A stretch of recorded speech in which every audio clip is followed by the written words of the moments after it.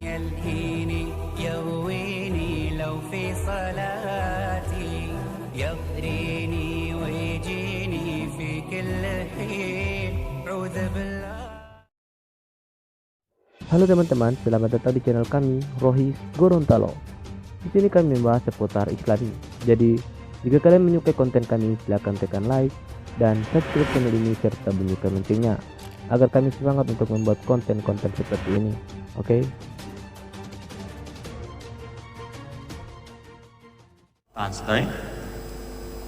Assalamualaikum Ustaz. Waalaikumsalam. Di awal sampaikan tadi surga itu diberikan untuk yang hafal untuk 30 juz.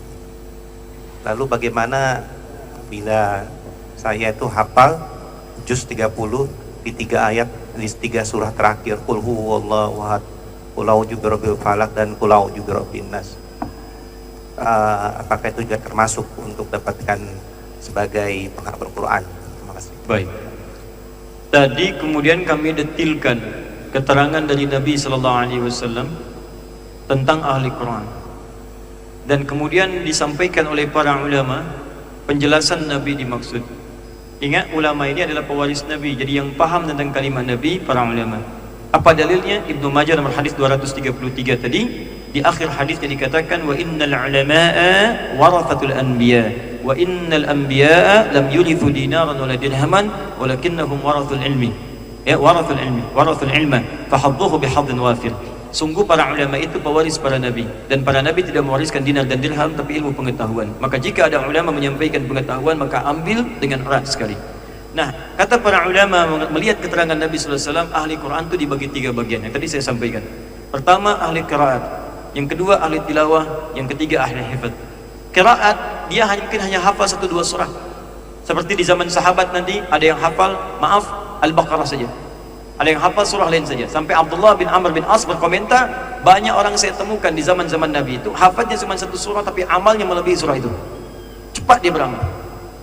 Ya, saya khawatir yang sekarang dan yang nanti ada hafal 30 juz tapi tidak mengamalkannya. Berat dia mengamalkannya. Berat dalam mengamalkannya. Yang kedua ada ahli tilawah. Dia sedang menggali makna Quran. Belajar di Al-Fatihah. Dia baca tafsirnya, dia kumpulkan. Di tafsir Syekh Syarawi, di tafsir misalnya Tuha Ibn Ashur, di tafsir Al-Maraghi, di tafsir Ibn Kathir, di tafsir Mithluhul Ma'ani Al-Alusi. Diajarkan oleh dia.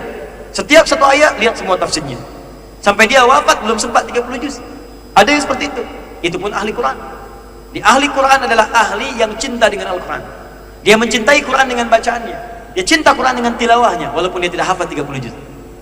Ada yang cinta Quran lalu menghafalkannya. Dia hafalkan. Maka ketiganya ini termasuk ahli Al-Quran. Akan diberikan perhiasan oleh Allah Subhanahu wa taala sesuai dengan kadar kecintaannya pada Al-Quran. Hanya bezanya dengan yang hafal Quran 30 juz adalah saat dia menempati surga yang dijanjikan itu. Bagaimana caranya? Allah perintahkan dia bacakan surah yang dia biasa bacakan saat di dunia. Bagi pecinta Quran itu. Maka yang tadi hafal 1 surah, dia baca. Hadisnya jelas di At-Tirmidzi nomor hadis 2915. Iqra waqar fa inna akhira qiraatika akhira manzilatika. Bacakan Quran yang biasa engkau bacakan saat di dunia, akhir bacaanmu disitulah tempat tinggalmu di surga. Ahli Al-Baqarah begitu dibacakan naik. Alif lam mim dzalikal kitabul la raiba fi, naik lagi sampai la yukallifullahu nafsan illa wus'aha sampai ujungnya. Ya, anta maulana, ya, terus fansurna 'alal qaumil kafirin, berhenti. Karena sampai di situ dia baca. Berhenti di situ, itulah tempat tinggalnya di surga. Yang biasa tilawah dia bacakan ayat tilawahnya, baca berhenti, di situ tempat tinggalnya. Yang hafaz 30 juz dia bacakan terus sampai selesai minal jinnati wan nas, di situ tempat tinggalnya di surga.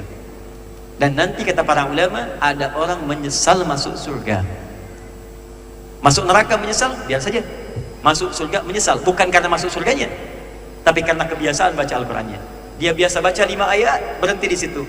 Temannya yang 10 ayat naik lagi ke atas, semakin naik semakin indah. Maka dia berkata, ya Allah, kenapa saya tak teruskan dulu sampai dengan 10 ayat? 10 ayat menyesal, ya Allah, kenapa tak sampai 20 ayat? Sampai paling tinggi. Itulah tadi saya cakap bahwa ada anak-anak Palestina yang 30 juz, dia bercanda dengan kawan yang baru 15 juz. Dia katakan, nanti kalau aku sudah di atas aku dadahi kamu di bawah. Canda mereka. Itu motivasi saja. Tapi dapatkan surga yang kita inginkan sesuai dengan amalan-amalan kita insyaAllah. Yang penting kita niatkan dari sekarang.